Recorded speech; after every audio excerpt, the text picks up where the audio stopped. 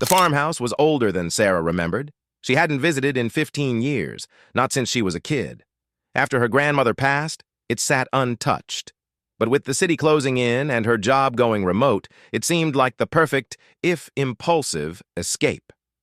The first few days were peaceful. Wind rustled the cornfields, and the creaking floors became familiar. Except for the landline.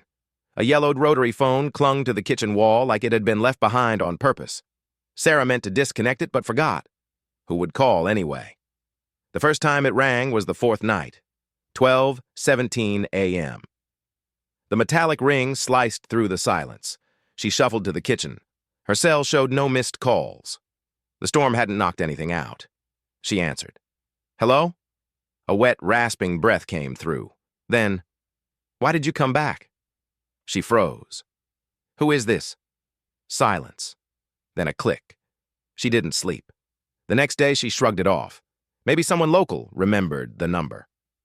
That night, she unplugged the phone. It still rang at 12:17 a.m. The glow from the dial lit the kitchen. This time, the voice said, "Don't go near the basement." Sarah hadn't even known there was a basement. But behind a shelf, she found a small locked door. Each night, the voice returned. "You shouldn't be alone out here. She didn't die upstairs, you know. It's still hungry." By the sixth night, the basement door was wide open. Sarah stood at the top of the stairs. The air smelled like rotting flowers. She called the phone company. They said the line was disconnected 2 years ago. No calls should be coming through. She smashed the phone. The next night, it rang. Still cracked, still glowing. On the 8th night, the voice was louder.